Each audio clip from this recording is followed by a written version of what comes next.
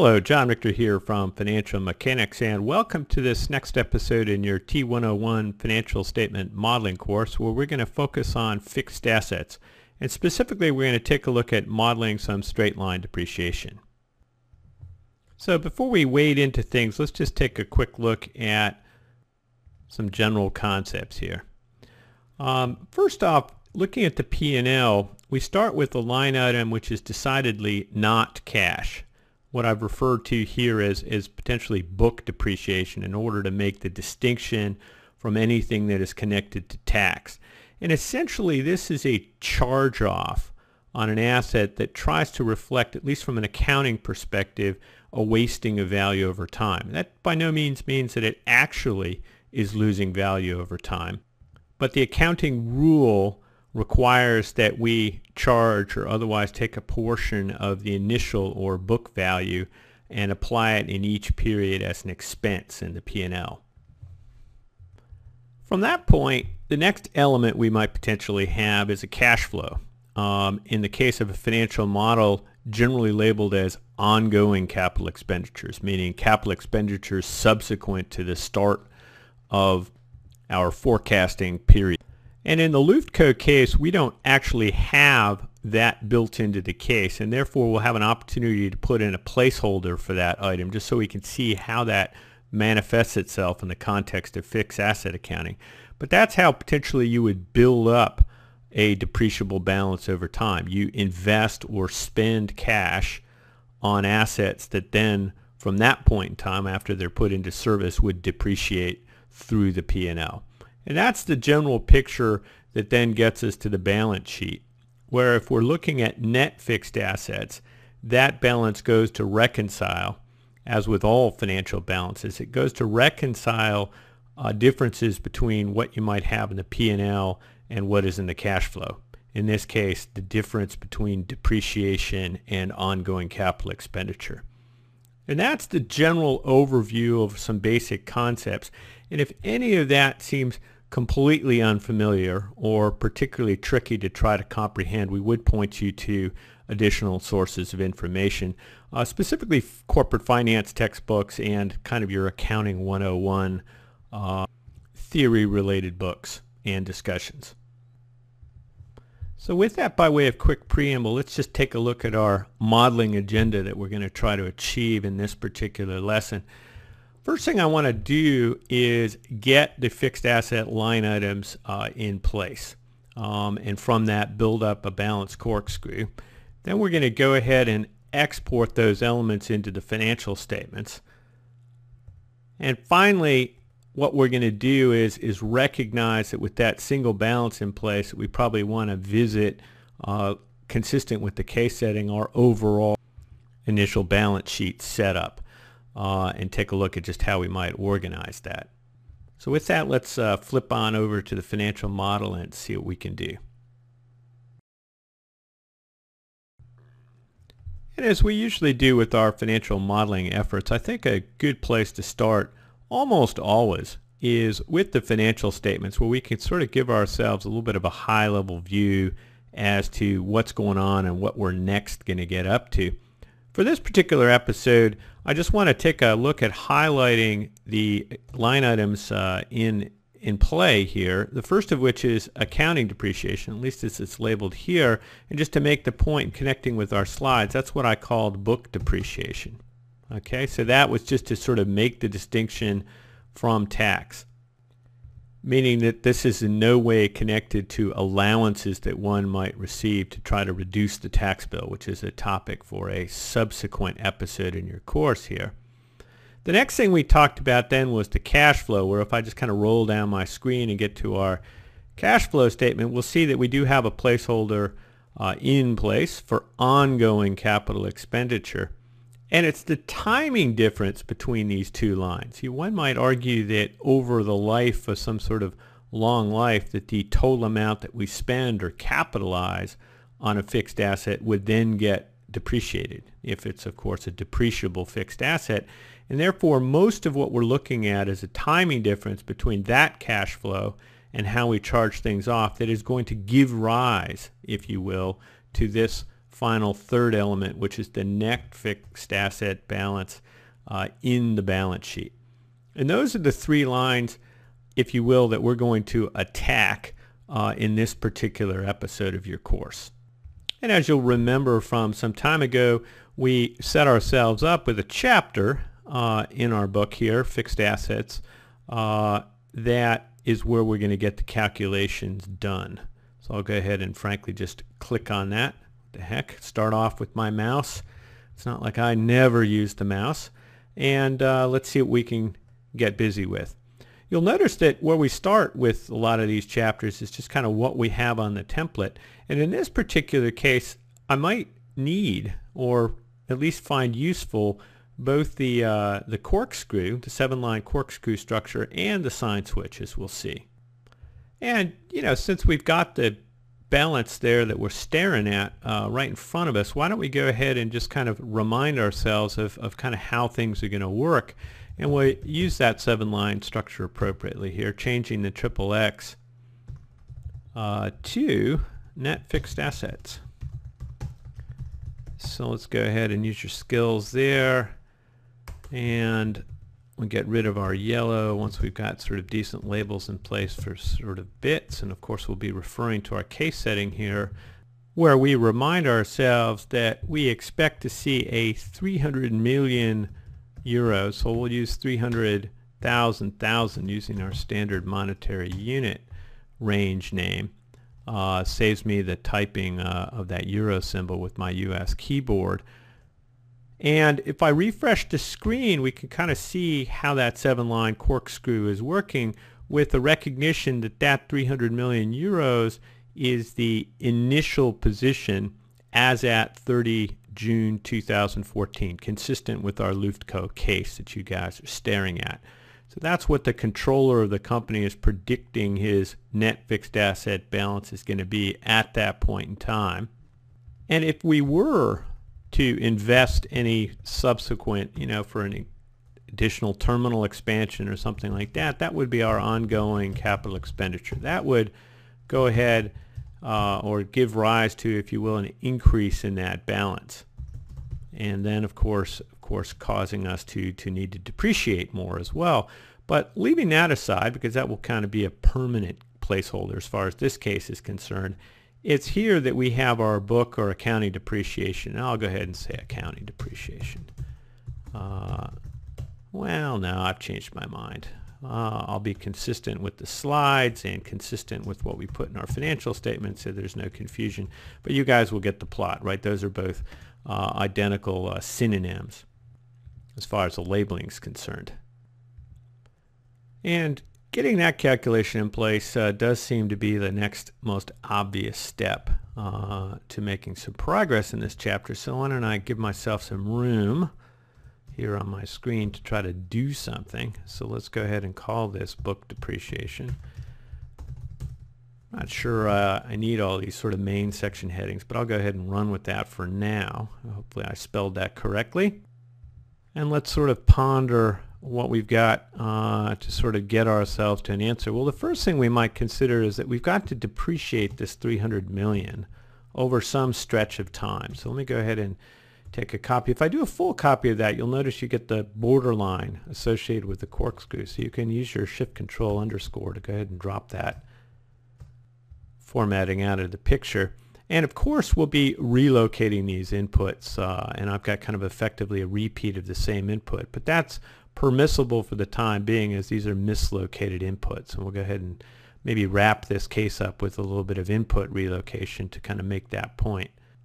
I think that'll be a topic sort of tied in with taking a look at our overall initial balance sheet position, which is part of this particular episode. And staring at that total amount, the next thing we want to consider is what time period are we going to depreciate that over? And that's our useful life input, which is 25 years, you'll see from the case. So we are going to go ahead and depreciate that 300 million over 25 years, which would get us an amount, and let me just go ahead and sketch that in, of this amount per year, 300 million divided by 25, or 12 million euros per year. Okay, so that would be per annum. But of course we have a semi-annual model, so we're going to need to consider some sort of divide by 2, and we find ourselves with this kind of situation where what you might do is go ahead and say that you have 2 times 25 for the period rate of depreciation, or 6 million euros. Again, if I kind of put that in here, thousands of euros, 6 million euros per period. And given that we've taken a strategy in this model of hardwiring the frequency, the time period as a hardwired 2 semi-annual period structure, using the 2 as our embedded input, I think we continue that theme here. Now, that in itself doesn't really quite get the job done, because somehow we have to place that 6 million in time. So I'm just kind of sketching out the period amount of depreciation. And you might break that up. You might sort of say, okay, there I get to my 6 million in constants column F, and go ahead and consider now how we might place that over time. So if I go ahead and pedantically recall that up, just to kind of break my problem up, and of course I'm not thinking carefully enough, that's a double tap on the row anchoring. There's my calculation. All I've done is point to the thing above, just to kind of break my problem into 2 parts. The first part is the how much. We got ourselves to the 6 million.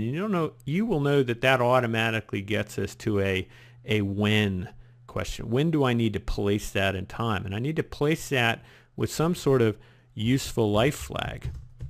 Okay, you know it's going to be a flag, and in this particular case we're going to have some sort of an accounting useful life, if you prefer. I don't know, to the extent somebody might think that could possibly be tax, which is going to be a bunch of ones which should stretch over 25 years, and we could start our problem out by simply typing in ones. It's never a bad place to start.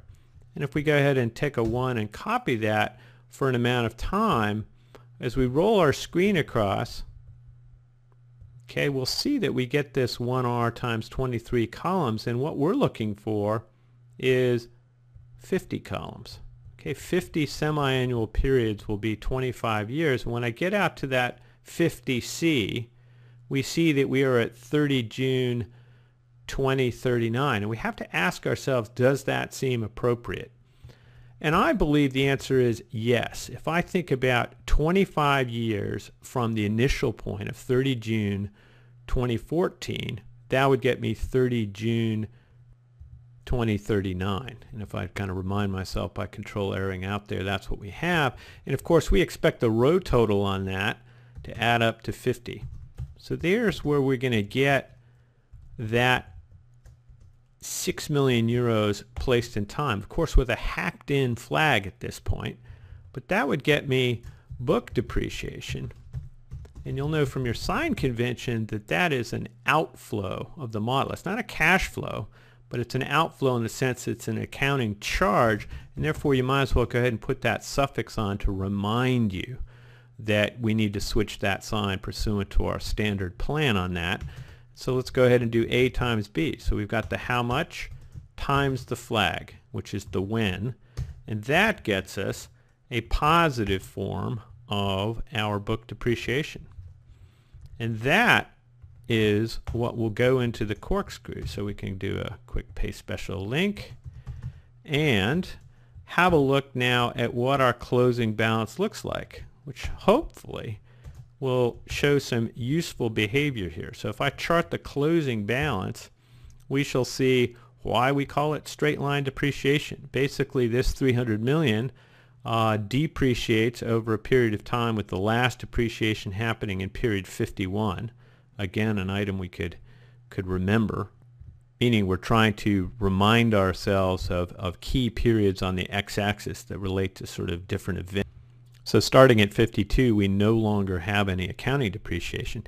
In any event, there's our standard straight line depreciation, which looks very well behaved because we have no additions. We have no opportunity in this particular case to increase that fixed asset after our initial forecast point.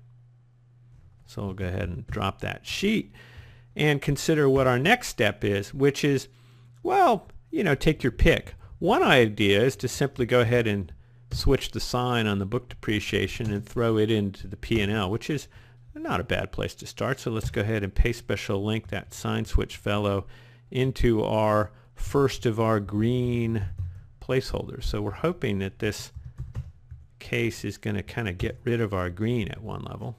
Okay, so there's our book depreciation, which we can now mark as an import, get rid of the yellow.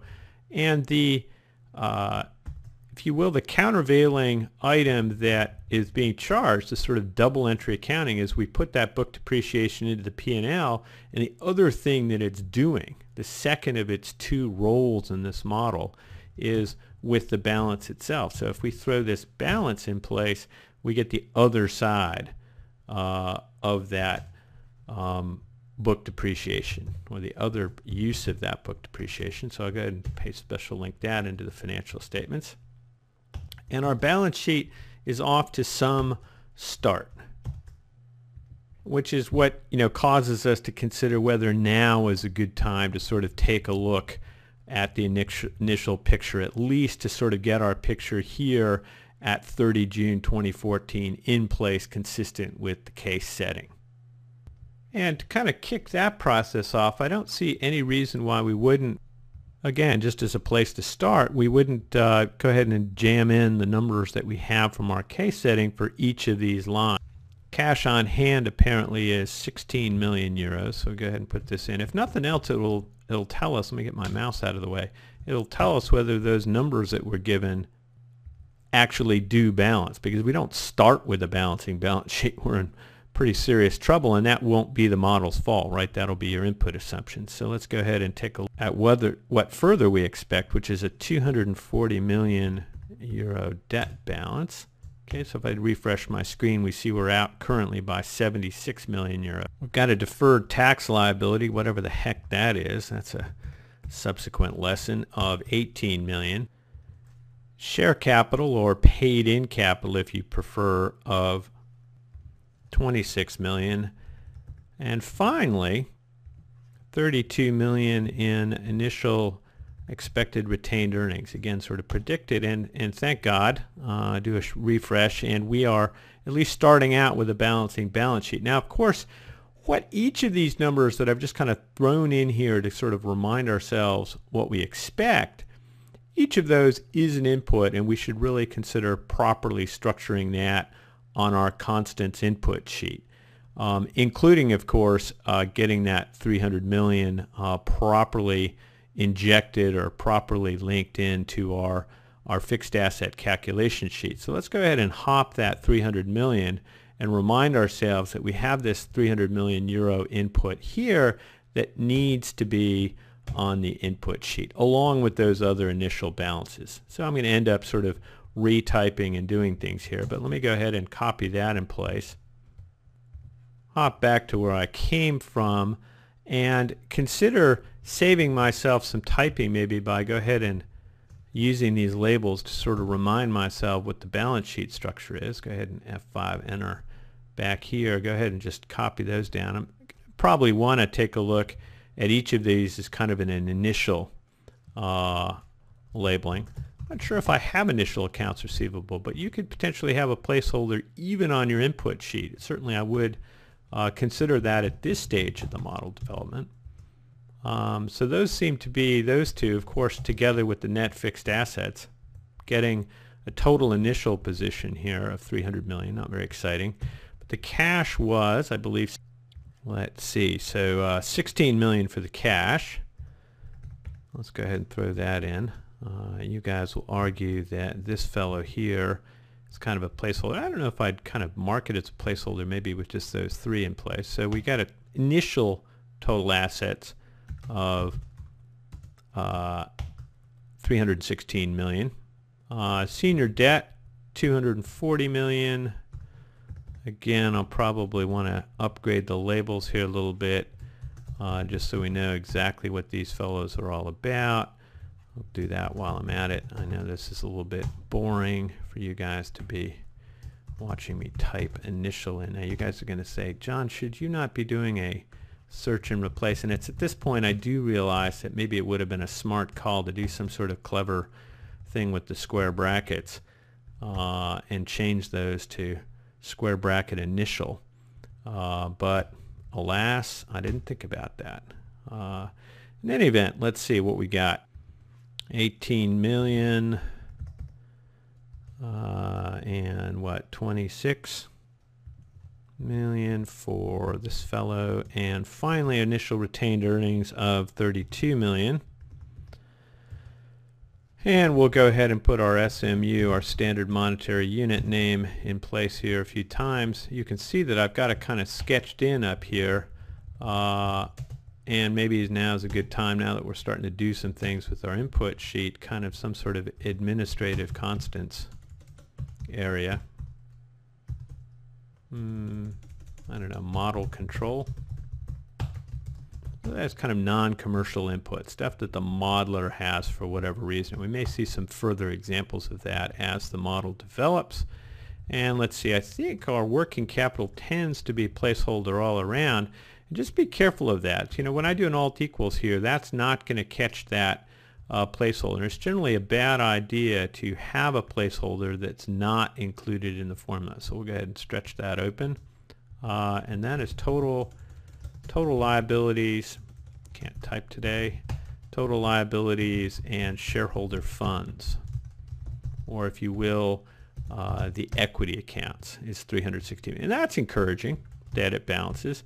And so far, we have not used these fellows that are still square bracketed, I suppose, which is no harm, leaving them square bracketed like that.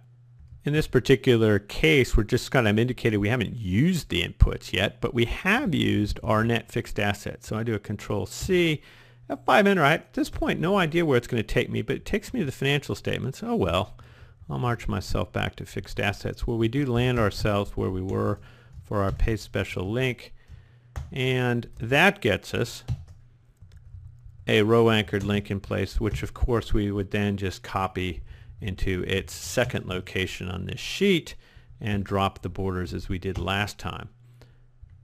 And other than maybe just kind of cleaning things up and, I don't know, taking a look at whether we're happy with what we've got left on the sheet, at this point I think I would dump the sign switch structure and just kind of clean myself up a bit. It looks like I've lost the border. This is one of these classic things you sometimes find. We've lost the border here because I deleted the row underneath that balance sort of out of habit. And you might argue that that should have been, rather than a line above the row under it, could have been a line under the row. So you can see that the border lines in Excel are treated differently. In any event, arguably all 8 rows are really part of this calculation block. So we'll go ahead and leave that structure in place as it is. But you'll find that phenomenon that even though the two borders look identical, a border line that's above this row is not treated the same as a border line that's under this row 26. In any event, we are making good progress. Whether you would, I suppose, improve this label a little bit here on the section heading, and you're probably going to sort of say, John, you know, this is a pretty simple looking sheet. There's not much going on here. But, you know, what the heck, we broke it into 2 sections to give ourselves a little bit of breathing room, and there you have it. And of course, one of the key advantages of using these placeholders is that we can see what we still haven't gotten to. Yes, it's true that the ongoing capital expenditure is essentially a permanent placeholder as far as this Luftco case is concerned. It is not the case that we are going to leave this accounting useful life flag in place indefinitely. And I think the modeling we've done so far in this particular episode is a good example of just how far it is that we go before, in fact, we worry about or turn back to setting up these flags in an appropriate way. So let's get on to that next. You'll remember from the foundation case that we went ahead and set up a forecast period flag pursuant to this sort of usual approach, if you will. And here's a case where we'll go ahead and hop and replicate that structure to get the accounting useful life flag done. So I'm going to go ahead and copy that block. Again, I'll sort of double check that of course we're pointing to the correct ingredients, if you will. This is going to be our accounting useful life flag. Maybe period flag. I don't think there's any harm in that. Kind of retain that consistency.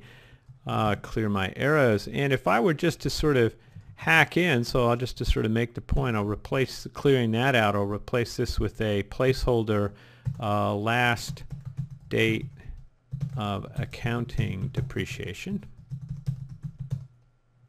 And let's see, that's going to be 30 June 2039. And if I put that in place here, just sort of typing it in as a place to start and do a Shift F9, we'd expect to see 50 periods. So that all looks like it's operating as we expect. And in fact, even at this point, we could go ahead and paste link that in place, hop back to where we came from, paste special link, because that of course needs to happen. Okay, so there at one hand is our replaced placeholder. That doesn't sound too horribly redundant. But we need to contend, of course, now if I hop back, we need to contend with this hacked in 30 June 2039, which is of course how and where we're going to use our 25-year useful life assumption. So with that idea in mind, I'll go ahead and take a copy of this over to our input C sheet where we have some progress made. Let's see, model control inputs. This is probably going to be what? Initial balance sheet. Get that done. You might argue this is, I don't know, primary timing assumptions. I'm not suggesting that this is going to be the final position of our various section headings. I'm just trying to keep things a little bit organized as I go along. We'll call this accounting assumptions for now. Maybe we'll put our tax and accounting together in some section here, accounting. I'll just say accounting for now. And here's where we need our useful life assumption. You guys are saying, John, you've already typed it once. Let's not retype it. So we'll come back here, take a copy of this fellow. So it's going to be standard input relocation. I could do an insert copied cells and probably create a link up to where we had our initial assumption here, just to kind of redisplay that, because over time these fellows may get quite some distance apart, and to kind of re-see what that kickoff date is, that 30 June 2014, might be half useful. And this looks like an obvious opportunity for an EO month as far as getting this calculated properly off the 25 years. And of course, from that date, 12 times the number of years to get ourselves into month land. Don't need that closing parentheses if I hit enter, so just to sort of demonstrate the point. And that, getting rid of my yellow and brackets, will be what we use on our timesheet. So we'll go ahead and Control C, march back to the timesheet, paste special link, and we have in place now a flag that is getting the job done. So just to recap, we replicated the structure that we used for the forecast period flag, replacing the second ingredient with a calculation of this last date of accounting depreciation using, again to remind ourselves, I'll hop back to 25 years useful life assumption, which itself has now been, if you like, relocated or needs to be relocated to the input C sheet. So that's still left to do. So here's where I need to paste link it into. F5 enter will take me somewhere, and I can do a paste special link. In this case I wasn't far off. Control C, F5 enter, and we're back to here, and we now have that assumption properly relocated to the input C sheet. And now we take a look at our chapter on fixed assets and kind of nod our heads and say, that looks pretty comprehensive. That looks like we're pretty much there, cleaned up. We're importing our inputs. We have our exports marked. Spaces look like they're removed. I got some section headings in place. All looks pretty clean with the remaining placeholder of ongoing capital expenditure still there. If I march off to the financial statements, we remind ourselves that we made some progress, and I will probably just leave off the spreadsheet for this episode, reminding ourselves that that is permanent and no longer green, in the sense that yes, it was on this episode, but we're not going to do anything with it. And that is pretty much all we've got to accomplish on this particular episode. Bye for now.